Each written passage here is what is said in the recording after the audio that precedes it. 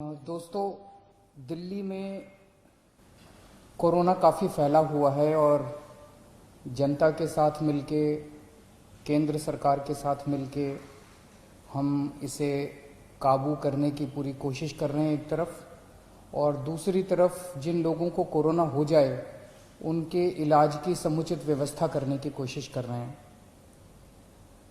आज दिल्ली में लगभग 25,000 एक्टिव केसेस हैं। 33,000 लोग ठीक होके अपने अपने घर जा चुके हैं।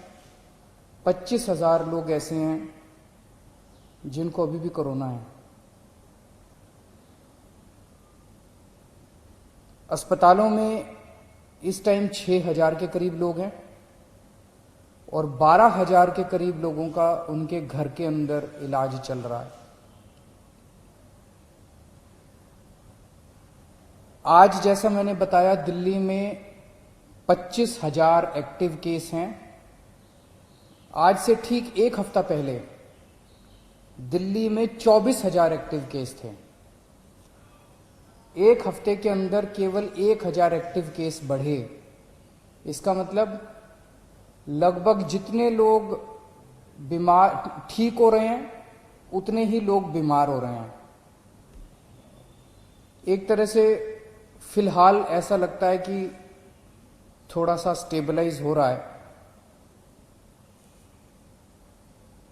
पिछले दिनों में हमने टेस्टिंग बहुत बड़े स्तर पे टेस्टिंग 3 गुना कर दी है। 3 गुना से भी ज्यादा हमने टेस्टिंग कर दी है। बीच में लोगों को अपना टेस्ट कराने में दिक्कत आ रही थी। मैं समझता हूं कि अब आपको टेस्ट कराने में दिक्कत नहीं आ रही होगी। पहले लगभग 5,000 टेस्ट डेली किए जाते थे, अब डेली 18,000 के करीब टेस्ट डेली हो रहे हैं। बीच में कुछ लैब्स ने गड़बड़ी करने की कोशिश की थी। उन लैब्स के खिलाफ हमने एक्शन लिया, क्योंकि गलत काम तो किसी को नहीं करने दिया जा सकता। कुछ लैब्स ऐसी थी जो कि नेगेटिव होने के बावजूद भी पॉजिटिव दिखा रही थी जब उनकी चेकिंग की गई। तो अब सारी लैब्स को सख्ती के साथ कहा गया है कि सही काम करना है और पूरी कैपेसिटी के ऊपर काम करना है, खूब टेस्ट करने हैं। केंद्र सरकार की मदद से दिल्ली में एंटीजन टेस्ट भी शुरू किए गए हैं। एंटीजन टेस्ट रैपिड टेस्ट होता है, 15 मिनट में, आधे घंटे में पता चल जाता है। तो इस टाइम दिल्ली के अंदर लगभग 18,000 टेस्ट डेली हो रहे हैं। मैं समझता हूं कि अब आपको अपनी टेस्टिंग कराने में कोई दिक्कत नहीं आएगी।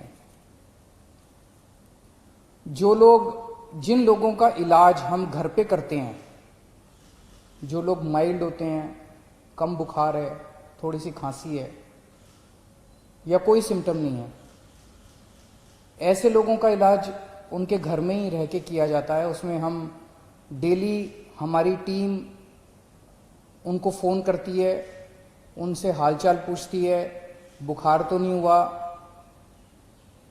और उनको एडवाइस देती है कि क्या क्या करना है। अब हम इसमें कोरोना में हमने देखा कि एक ही चीज की समस्या सबसे ज्यादा होती है कि मरीज का ऑक्सीजन लेवल गिर जाता है, मरीज को सांस लेने में तकलीफ होती है, मरीज को ब्रेथलेसनेस होती है और मरीज को तुरंत ऑक्सीजन देने की जरूरत पड़ती है। अगर मरीजों को सही टाइम पे तुरंत ऑक्सीजन मिल जाए तो कई मरीजों को बचाया जा सकता है।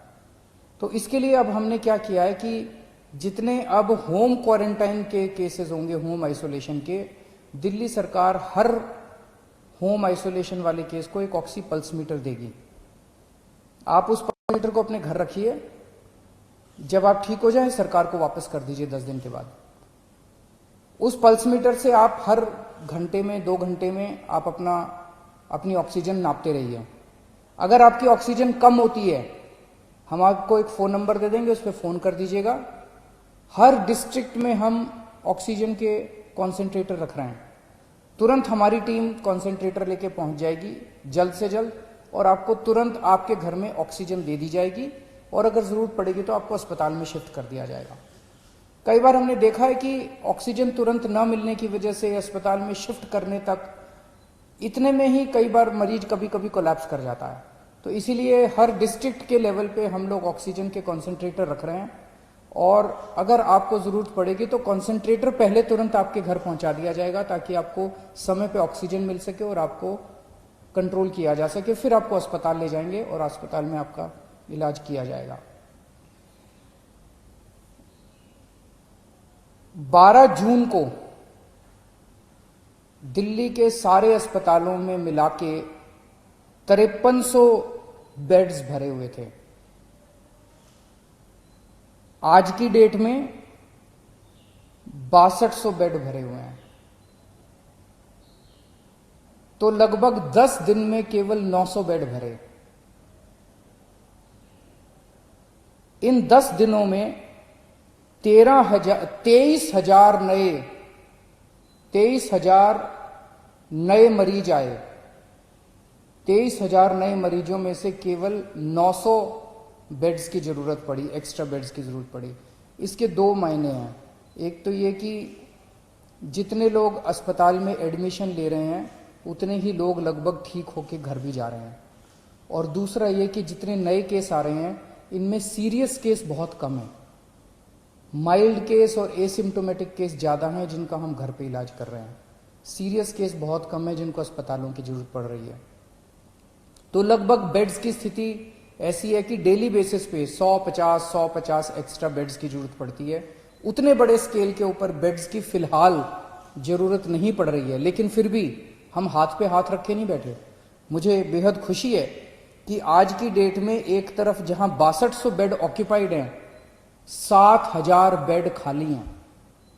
बीच में थोड़ी सी बेड की मारामारी हुई थी, लेकिन हमने युद्ध स्तर के ऊपर सारे अस्पतालों से बात करके सरकारी अस्पतालों में, प्राइवेट अस्पतालों में आपके लिए बेड्स का इंतजाम किया है। आज की डेट में 7000 बेड्स खाली हैं। इस दौरान हमें केंद्र सरकार से काफी सहयोग मिल रहा है। दिल्ली सरकार और केंद्र सरकार मिलके दिल्ली में कोरोना को काबू पाने की कोशिश कर रही हैं। ये समय राजनीति करने का नहीं है, ये समय आपस में लड़ाई झगड़े का नहीं है। अगर हम आपस में लड़ेंगे तो कोरोना जीत जाएगा, और अगर हम मिलके लड़ेंगे कोरोना से तो कोरोना को हरा सकते हैं। आज पूरा देश चाइना के खिलाफ 2 युद्ध लड़ रहा है।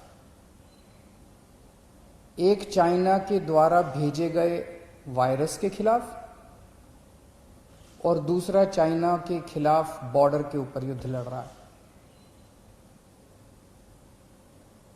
वायरस के खिलाफ हमारे डॉक्टर, हमारे नर्स, ये सब युद्ध लड़ रहे हैं, और बॉर्डर के ऊपर हमारे सैनिक युद्ध लड़ रहे हैं। आज पूरा देश हमारे डॉक्टर्स के साथ एक तरफ खड़ा है और हमारे दूसरी तरफ हमारे सैनिकों के साथ खड़ा है, और इन दोनों युद्धों को हमें पूरे देश को मिलकर लड़ना है। इसमें बिल्कुल राजनीति नहीं होनी चाहिए, इसमें कोई पार्टीबाजी नहीं, कोई गुटबाजी नहीं। सारे देश को एक होके कोरोना के खिलाफ भी युद्ध लड़ना है और चाइना के खिलाफ भी हमें युद्ध लड़ना है। हमारे 20 जवान पीछे नहीं हटे, हम पूरे देश भी पीछे नहीं हटने वाला। जब तक हम जीत नहीं जाएंगे तब तक देश पीछे नहीं हटेगा। जय हिंद।